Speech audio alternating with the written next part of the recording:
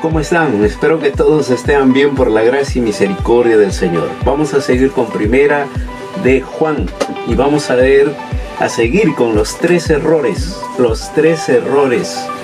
aquí en este segunda división ya de Juan. El tercer error es que el hombre puede volverse libre de pecado por sí mismo. El hombre puede volverse libre de pecado por sí mismo.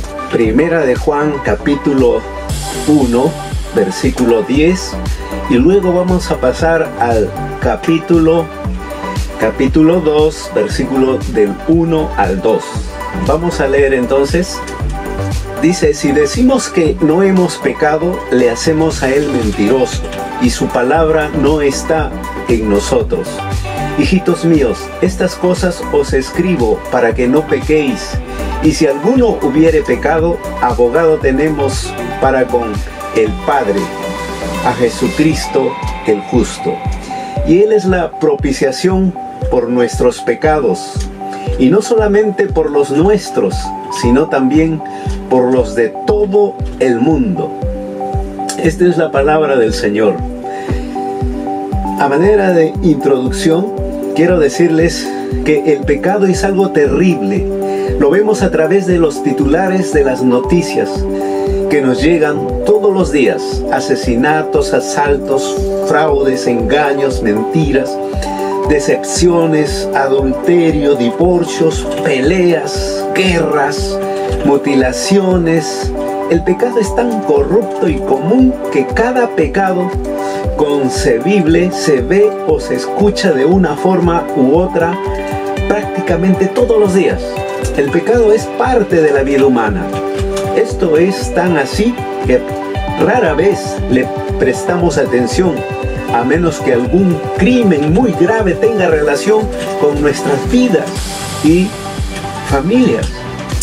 El pecado está en todos lados. No importa dónde nos demos la vuelta para mirar, veremos gente maltratando a otras personas, criticando destructivamente, hablando mal de los demás, calumniando, y etc. y etc.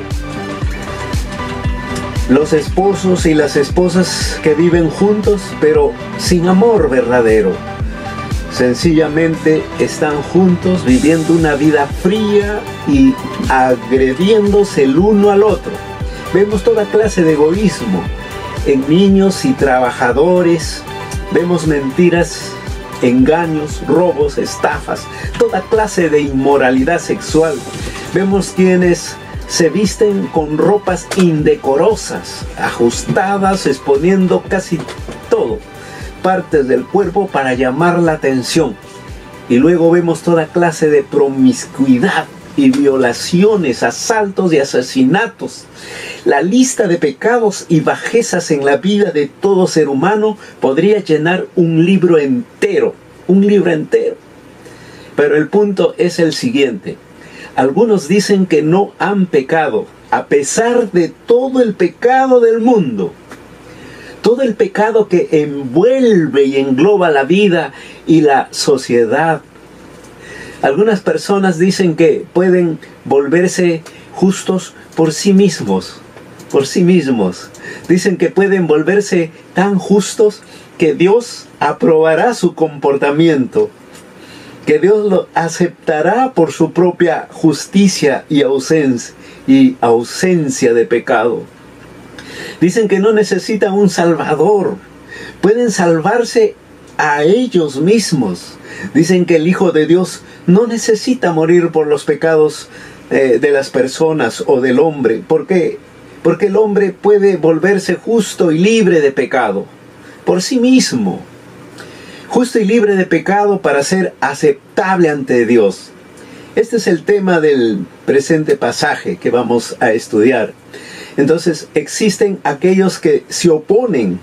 La idea de que Jesucristo tenía que morir por los pecados del hombre. Ellos se oponen a la prédica del pecado. La idea que son pecadores. La idea que necesitan de la sangre de Jesucristo, el Hijo de Dios, para limpiar sus pecados. Se oponen. y declaran que el hombre puede volverse justo y libre de pecado por sí mismo. Vamos a ver en este estudio 3 puntos. 3 puntos vamos a ver. El primer punto es que podemos volvernos justos y libres de pecados por nosotros mismos. Ese es el primer punto de este error. La verdad, el segundo punto, la verdad es que somos pecadores, pero no debemos pecar. En tercer lugar, se ha hecho la provisión por si pecamos. Por si pecamos se ha hecho ya la provisión. Vamos a ver con el punto 1 entonces. Podemos volvernos justos y libres de pecados por nosotros mismos. Por nosotros mismos. Miren lo que dice Primera de Juan capítulo 1, versículo 10. Dice, si decimos que no hemos pecado, le hacemos a él mentiroso y su palabra no está en nosotros. Su palabra no está en nosotros. Eso es lo que dice la palabra del Señor. El error se establece en forma forzosa aquí. No hemos pecado, dice. ¿Cómo se concibe que alguien pudiera establecer algo semejante? ¿Cómo? ¿Quién podría decir algo semejante a la luz de todo el pecado que envuelve y engloba al hombre en la sociedad? Muchos lo hacen. Existen muchos que se oponen a ser llamados pecadores y son insistentes. Creen que son justos y están libres de pecado de manera que Dios nunca los va a rechazar. Creen que pueden volverse lo suficientemente buenos y libres de pecado y lo suficientemente justos para que Dios los acepte. Aceptan que Jesucristo es como un gran maestro moral y como un fundador de la cristiandad. Una de las grandes religiones del mundo.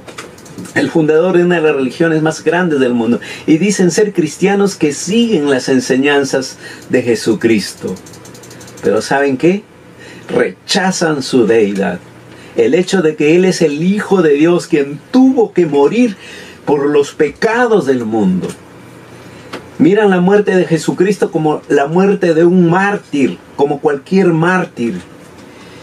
¿Quién haría semejante declaración? ¿Quién diría, no hemos pecado? ¿Quién se opondría el ser llamado pecador? Existe el religioso perfeccionista. Es una persona que realmente cree que puede conseguir un estado de ausencia de pecado por sus propias fuerzas. A menudo cree que el Espíritu Santo lo ayudará a caminar perfectamente ante Dios sin Jesucristo. Existe también el perfeccionista social. Esta persona es un cristiano social que acepta a Jesucristo como el gran maestro, pero lo rechaza como el salvador de los pecados. Se opone el ser llamado pecador. Cree que es demasiado bueno para que Dios lo rechace. Y note aquí que el problema se produce con estas dos clases de opositores. No tiene un claro punto de vista sobre lo que es el pecado. Ninguno de ellos, de los dos. Para ellos el pecado es la gran violación de la ley y la moralidad, como asesinato, fraude y abuso. No pueden ver lo que el pecado es para Dios. Dios es perfecto, por lo tanto, para Dios el pecado es imperfección. El pecado queda debajo de la gloria de Dios. Se pierde la marca de la perfección, la marca de la gloria de Dios. Esta es la razón por la que ninguna persona podrá jamás vivir con Dios, porque para Dios el hombre es un pecador, una persona que nunca alcanza la gloria de Dios, una persona que no puede usar su mente en plenitud y que enfoca su atención en la maldad. Una persona que algunas veces tiene pensamientos impuros e incorrectos y que realiza impurezas. Una persona que algunas veces actúa con desamor y de manera cruel con la gente. Una persona que algunas veces actúa de manera impaciente y abusa de los demás. Una persona que algunas veces actúa de manera egoísta y roba. Que algunas veces posee demasiado y acapara en vez de vivir en forma sacrificada para satisfacer las necesidades de los demás necesitados. Todos somos siempre tan escasos y pecadores, que para Dios somos todos pecadores. Somos pecadores que necesitan un Salvador, el Hijo de Dios mismo, para que nos salve de nuestros pecados. Noten aquí una nota. ¿Qué dice este versículo que hemos leído? ¿Qué dice en Primera de Juan 1:10? Dice, si decimos que no hemos pecado, le hacemos a Él mentiroso y su palabra no está en nosotros. La palabra de Dios sencillamente nos dice que somos pecadores y nos lo dice a menudo. Si por lo tanto negamos al pecado, hacemos que Dios quede como un mentiroso. No importa lo que podamos decir, no somos aceptables para Dios. No somos aceptables para Dios. Si la palabra de Dios no está en nosotros, no somos aceptables a Dios y llamamos a Dios mentiroso. Si decimos que no necesitamos al Hijo de Dios para que nos salve de nuestros pecados. Si decimos que podemos ser lo suficientemente buenos y justos y libres de pecado como para ser aceptables ante Dios. Vamos a ver en Romanos 3:23 dice, por cuanto todos pecaron y están destituidos de la gloria de Dios.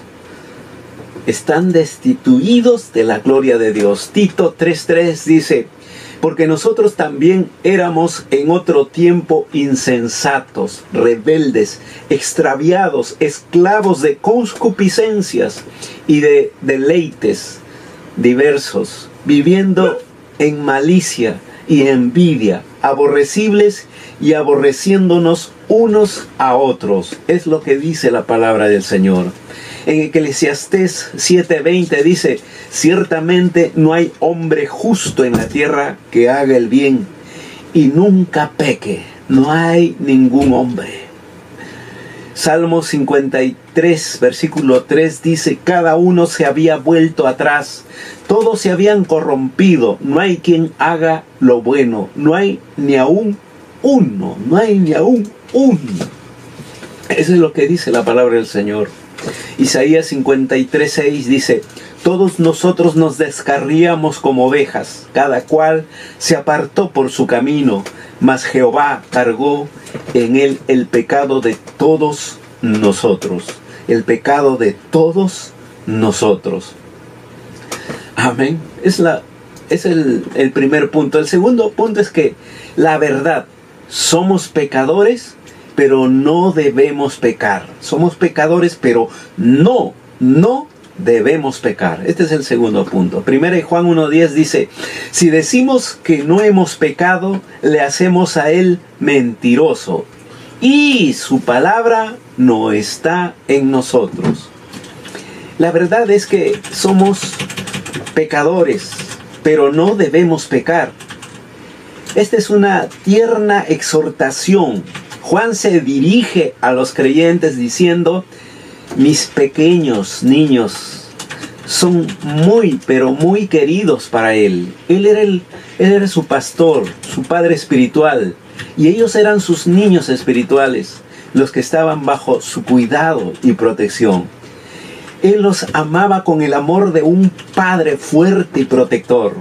Por lo tanto, debe exhortarlos en las áreas donde necesitaban fuerza. ¿Dónde era esto? En el pecado. Note aquí exactamente lo que Juan dice. Miren lo que dice Juan exactamente. Primera de Juan 2:1. Hijitos míos, estas cosas os escribo para que no pequéis. Para que no pequéis, no quiero que pequen. Estas cosas se refieren a las cosas que Juan ha dicho ya, ¿no? Al hecho que todos han pecado y todos han cometido pecado. Porque la naturaleza del hombre, el solo hecho de vivir dentro de un mundo corruptible, hace que no pueda evitar pecar. Pero note la fuerte exhortación. No pequéis, no pequéis. Estas cosas os escribo para que no pequéis. El creyente vive en un mundo corruptible y mora en un cuerpo de carne que está permanentemente atraído a comer más, a tomar más, a tener más, a hacer más, a recibir más. Pero el creyente debe pelear y luchar contra el pecado. No debe ceder al pecado. Debe vencer a la imaginación y pelear para cautivar cada pensamiento para Cristo. Como dice 2 Corintios 10:5.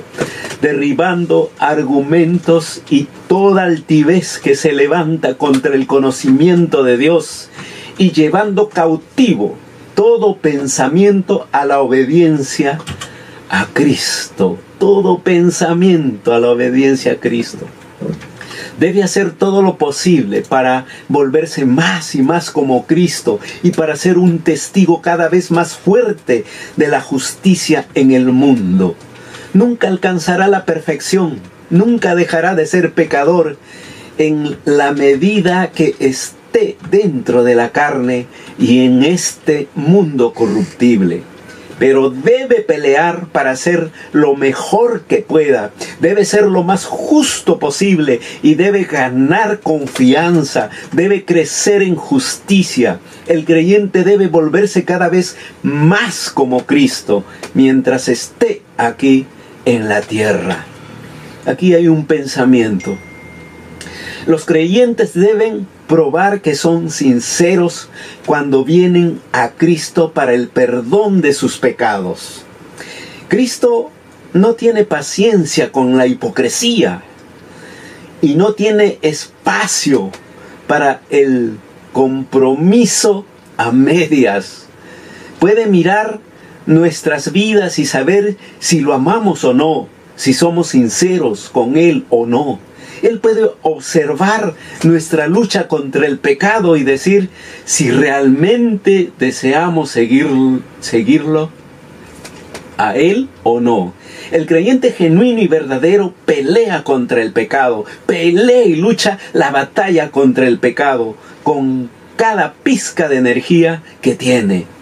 Él hace todo lo que está a su alcance para agradar a Dios y recibir su aprobación.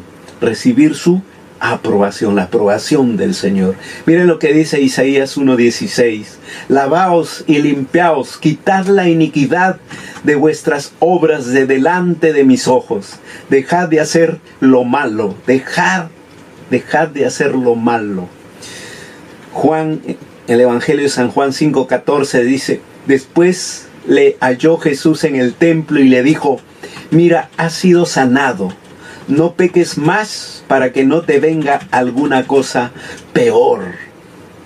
También en Romanos capítulo 6, versículo 12 dice, no reine pues el pecado en vuestro cuerpo mortal, de modo que lo obedezcáis en sus concupiscencias. No more el pecado. Hebreos 12:1 dice, por tanto nosotros también, teniendo en derredor nuestra tan grande nube de testigos, despojémonos de todo peso y del pecado que nos asedia y corramos con paciencia la carrera que tenemos por delante. Es lo que dice la palabra del Señor. Primera de Pedro capítulo 2 versículo 11 dice, amados, yo os ruego como a extranjeros y peregrinos que os abstengáis de los deseos carnales que batallan contra el alma. Amén, es la palabra del Señor. En tercer lugar, aquí viene el tercer punto de este estudio. Se ha hecho la provisión por si pecamos. Se ha hecho la provisión por si pecamos, por si peques. Tenemos para con el Padre a Jesucristo el justo. Y Él es la propiciación por nuestros pecados, y no solamente por los nuestros, sino también por los de todo el mundo. Amén, es la palabra del Señor. Existe la gran ley. El creyente no debe pecar, pero si lo hace, tiene la ley más maravillosa, es decir, Jesucristo, el Hijo mismo de Dios. Dos cosas se dicen sobre Jesucristo que muestran la maravillosa ley que Dios ha hecho para nosotros. Dos cosas. La primera es que Jesucristo es nuestro abogado, del griego parakletón. La palabra abogado significa alguien que es llamado para estar a favor de otro. El propósito es ayudar de alguna manera posible. Esta es la palabra parakletos, utilizada para el Espíritu Santo. Amén. Es también la imagen de un amigo convocado para ayudar a una persona que está en problemas o confundida. También es la imagen de un comandante llamado para ayudar a un ejército desanimado y deprimido. Es la imagen de un abogado, un defensor, llamado para ayudar a un acusado que necesita probar su caso. No existe una palabra que pueda traducirse de manera adecuada o exacta para parakletos.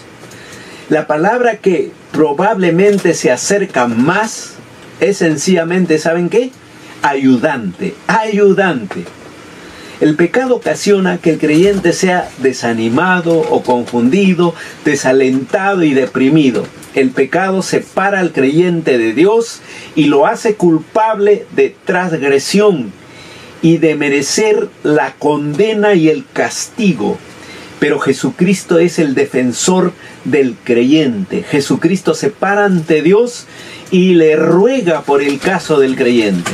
Noten dos puntos significativos. Primeramente, ¿qué es lo que se le da a Jesucristo? El derecho de rogar por el caso del creyente.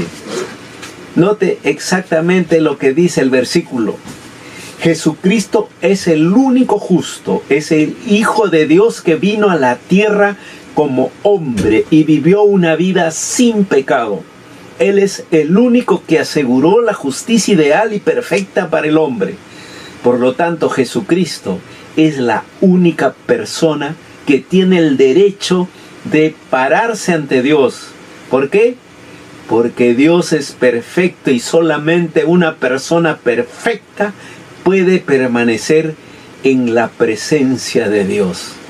Esta es la razón por la que el hombre debe acercarse a Dios a través de Jesucristo. Solo Él es perfecto y justo. Solo Él tiene el derecho de permanecer en la corte de Dios como el defensor o el fiscal para representar al hombre. No existe otra justicia, ninguna otra bondad es aceptable para Dios. Solamente la justicia perfecta e ideal de Cristo ha sido aprobada para permanecer como el defensor en la corte celestial. Esto significa algo maravilloso. Dios nunca ignorará a una persona que tiene a Jesucristo como su defensor. Por una primera razón, por la segunda razón es que, ¿qué es lo que Jesucristo ruega? ¿Qué es lo que Jesucristo ruega? Él no decide por la reputación del creyente. Él no decide por las buenas obras del creyente. Él no decide que es inocente, es decir, que el creyente no cometió ningún pecado. Él no decide la justicia personal del creyente. Él no decide que el creyente ha sido tan bueno como podía ser. ¿Qué es lo que Jesús decide aquí? Nuevamente note el versículo. Primera de Juan 2:1. Dice, abogado tenemos para con el Padre. ¿A quién? A Jesucristo el justo. A Jesucristo el justo. Él es justo. Decide entonces por su propia justicia. ¿Cómo puede Él hacer esto? Este es el tema del próximo punto que vamos a ver, ¿no? Pero vamos a ver unos versículos en Romanos primeramente. Romanos 8:34 dice, ¿quién es el que condenará? Cristo es el que murió, más aún el que también resucitó, el que además está a la diestra de Dios, el que también intercede por nosotros. Amén. Es la palabra del Señor. Hebreos 4, versículo del 14 al 15 dice, por tanto, teniendo un gran sumo sacerdote que traspasó los cielos, Jesús el Hijo de Dios, retengamos nuestra profesión, porque no tenemos un sumo sacerdote que no pueda compadecerse de nuestras debilidades, sino uno que fue tentado en todo según nuestra semejanza, pero sin pecado, Miren lo que dice Hebreos también, Hebreos 9:24, porque no entró Cristo en el santuario hecho de mano, figura del verdadero, sino en el cielo mismo, para presentarse ahora por nosotros ante Dios. El segundo punto es la propiciación de nuestros pecados. Propiciación viene del griego hilasmos, que significa ser un sacrificio, una cobertura, una satisfacción, un pago, un apaciguador del pecado. Significa sacar el enojo o la reconciliación entre Dios y el hombre. Recuerde, Dios es santo y justo. Él es amor perfecto, pero Él es también la santidad y la justicia perfectas. Por lo tanto, Él debe ejecutar la justicia contra el pecador. Él debe juzgar y condenar el pecado. Su justicia debe ser perfectamente satisfecha. Ahora bien, existe solamente una manera en que la justicia de Dios pueda ser perfectamente satisfecha. Su justicia tiene que ser aplicada al sacrificio perfecto.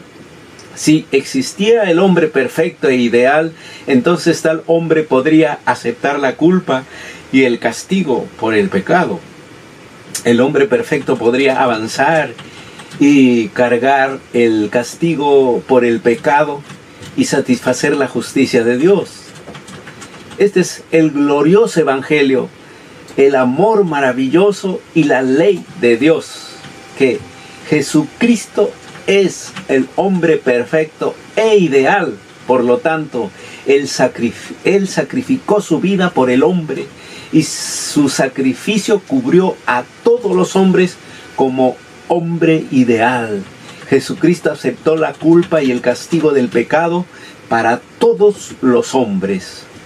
Cuando Él murió, lo hizo como el sacrificio perfecto por los pecados. Por lo tanto, Dios acepta su muerte. ¿Cómo? Acepta su muerte como el sacrificio por nuestros pecados. Acepta su muerte como la cobertura de nuestros pecados. Acepta su muerte como la satisfacción por nuestros pecados. Acepta su muerte como el pago por la pena de nuestros pecados. Acepta su muerte como quien apacigua la ira de Dios por el pecado. Cuando Jesucristo presenta el caso de un hombre ante Dios, Él dictamina su propia justicia y muerte. Y Dios acepta la justicia y muerte de Cristo para el hombre. Es a través de esto, por el sacrificio de su muerte, por nuestros pecados, que nos volvemos aceptables ante Dios. Note otro punto aquí, note otro punto. Jesucristo es la propiciación por los pecados de todo el mundo. Este es el eterno Hijo de Dios, el hombre ideal y perfecto. Por lo tanto, todo lo que Él hizo una vez y para siempre cubre toda la eternidad. Su sacrificio por el pecado cubre el primer hombre que haya nacido hasta el último hombre y luego continúa a través de toda la eternidad. Jesucristo pagó la pena del pecado por todos los pecadores de todas las generaciones, de todas las eras. Él murió por los pecados de toda la gente, no importa quiénes sean o lo que hayan hecho. Pero note aquí un hecho crítico. Una persona tiene que venir a Jesucristo y confiar en Él para que sea su defensor ante Dios. Jesucristo es la única persona que tiene el derecho de pararse como un defensor en la corte de la justicia perfecta de Dios. Él es la única persona que puede presentar el caso del hombre ante Dios y declarar al hombre justo.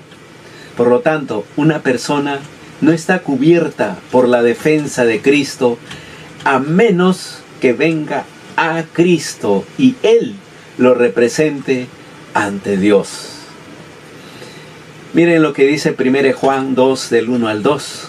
Hijitos míos, estas cosas os escribo para que no pequéis. Y si alguno hubiere pecado, abogado tenemos para con el Padre, a Jesucristo el justo. Y Él es la propiciación por nuestros pecados, y no solamente por los nuestros, sino también por los de todo el mundo, sino también por los de todo el mundo. Primera de Juan 4:10 dice: en esto consiste el amor, no en que nosotros hayamos amado a Dios, sino que en que Él nos amó a nosotros y envió a su Hijo en propiciación por nuestros pecados. Lucas 18:13 dice: mas el publicano, estando lejos, no quería ni aún alzar los ojos al cielo, sino que se golpeaba el pecho, diciendo: Dios, sé propicio a mí, pecador. Sé propicio a mí, pecador. Amén, hermanos. Este ha sido entonces el tercer error. Aquí terminamos los 3 errores del hombre. Y vemos de que el hombre siempre va a necesitar de Jesucristo. Siempre va a necesitar de Jesucristo para que sea salvo. Amén. Gracias a Dios por su palabra. Les invito a que puedan continuar los estudios de Primera de Juan. Son estudios muy importantes para su vida espiritual. Vamos a orar. Les invito a que oren ahí y oremos. Padre nuestro, te damos gracias, Señor, por tu palabra. Gracias, Señor, porque tú eres bueno en gran manera. Y tú, Señor, has provisto para nosotros, por si pecamos, has provisto la salida. Gracias, Señor. Tu palabra bien claro dice: si confesamos nuestros pecados, tú eres fiel y justo para perdonarnos y limpiarnos de toda maldad. Gracias, Señor, porque solo por ti, Señor, nosotros tenemos el acceso a Dios. Tenemos nosotros la vida eterna. Solo por ti, solo por ti, Jesús, Jesucristo. Tú eres nuestro Salvador. Gracias, Señor. Amén. Que Dios les bendiga mucho, que Dios haga resplandecer su rostro sobre ustedes y tenga paz y misericordia de cada uno de ustedes. Que el Señor les proteja de toda esta pandemia y que Él los guarde. Y que Él siempre está, quiero decirles que Él está siempre con los brazos abiertos para que tú vengas y te abalances a los brazos de Jesucristo. Si es que estás pasando alguna prueba, algún problema, pues Jesucristo es la salvación. Amén. Que Dios te bendiga. Amén.